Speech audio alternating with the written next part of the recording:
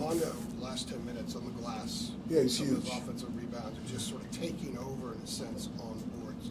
No, I thought it was huge for us. Going into the game, we identified, what we needed to do to have some success on the offensive end. One was take care of the basketball, and I thought we did a better job of that in the second half. Get to the free throw line. We needed to do that, and I thought we did a better job of that in the second half, obviously. And then second chance opportunities, we felt like,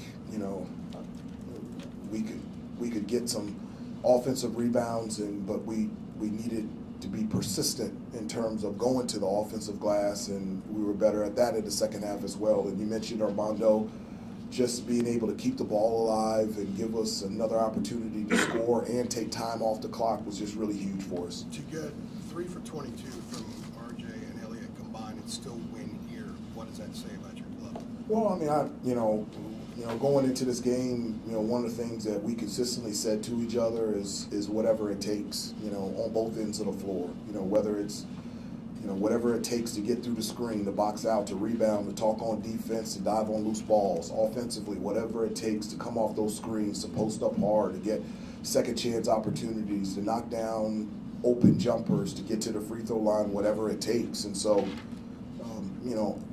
I think I mentioned it before, we've been in games like this where, you just had to find ways to be able to win. And just another gritty win for us, and I'm just really proud of this group. Hubert, along those lines about finding a way, what kind of fuel did Cormac's first half give you guys with his shooting? Well, I mean, we against Virginia, you're going to have to knock down some shots, and he was the only one that consistently was able to shoot the ball from three, and that was huge for us from the standpoint of him making them. But him making them, I think, stretched out their defense. And so when we had Cormac coming off those screens, they were so aware of where he was. We were able to get in the second half some baskets around in the paint because of Cormac and his ability to shoot the basketball today. You were able to really limit their three-point clean looks. Yeah. What was the game plan there, and the fact that you can maybe leave some of their guys to pay more attention to others, how much does that play into it? Well, that definitely plays into it. I mean, everybody does scouting reports and understanding personnel and how you want to play individual players depending on their strengths. And, Virginia's one of the best teams in the country, and, we try to defend them in a way where we can take away those three-point shots from their best three-point shooters and make them put the ball on the floor. And then other guys that do a better job of attacking the basket and scoring in the paint to make them be efficient from beyond three-point range. I know there's not anything that jumps out in the box score about Jalen's first half, but how big was his minutes with Armando having the two fouls? No, it's just huge. I mean, it's, again, whatever it takes. Having Armando get 2 fouls and having Jay Wash and James come in and help us rebound, defend, that is what is needed. This is a team. And with this team, everybody has an opportunity to step up when their number is called. And Jay Wash and James, I thought, did a fantastic job stepping in when Armando got into foul trouble in the first half. And when Harrison has the big layup late in the game, coming out of the timeout, was there something that you saw that made you draw that particular play? No, I mean, obviously, we like the movement of that play, and, Cormac, had been shooting the ball really well, and so we wanted to put him in a situation where maybe he could get a look. But again, as I mentioned before, because of his ability to make threes in this game, he drew a lot of attention. And because of the pace and the speed that he comes off those screens, it left Harrison wide open right underneath the basket. Here in the second row, then Jeremiah in the front row. Yeah, Reese had 10 points of the game for UVA, but it seemed like y'all did a really good job of keeping him from getting all the way to the rim. What does that do to their offense when he's not able to get that penetration?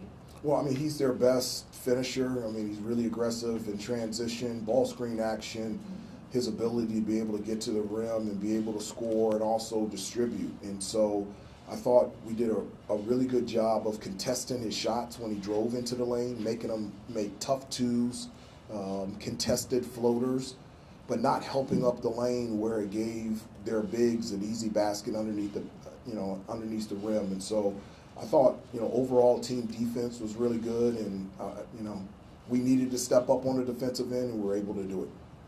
Start back in the front. Hubert, yeah, obviously yesterday you were talking about, being, disciplined on defense, specifically with, I guess, the style of offense UVA runs. And talking to the players, it sounded like in preparation, way in which you were, practicing defense was, kind of extensive, a lot of motion, a lot of moving around.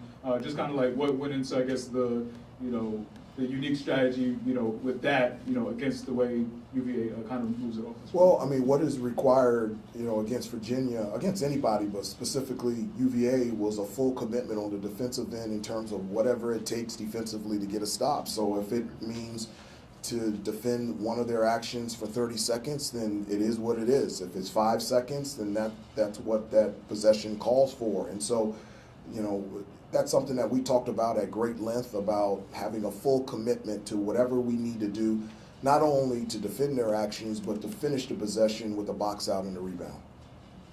Anybody else? Before you leave, there was an incident in the Duke Wake game with a player being injured after a court storming. I'm curious, do you have an opinion on court stormings? Like them, hate them?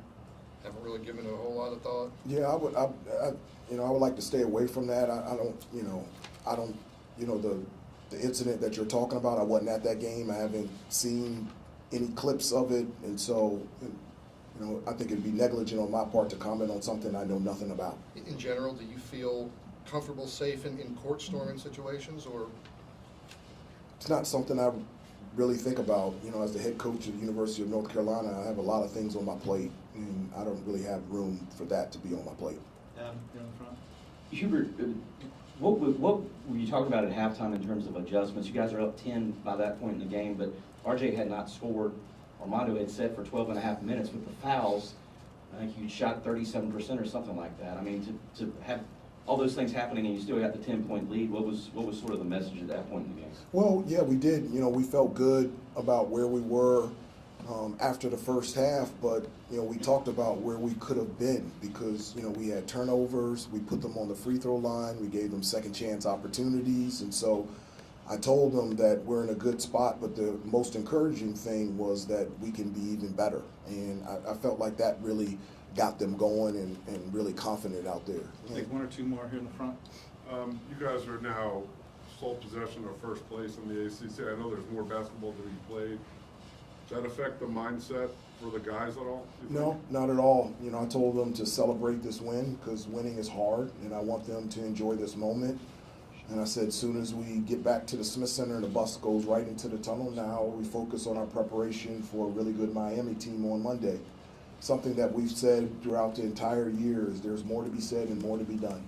And so we just have that type of mindset. Sorry, Hubert. You glad no one's going to ask you about the streak anymore?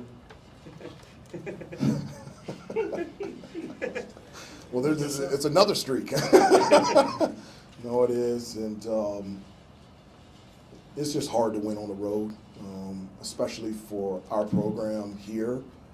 And the reason being is because Virginia is one of the better teams and programs in the country, and so we're very thankful and fortunate enough that we were put in a position to be able to be successful, and we're able to finish it out today.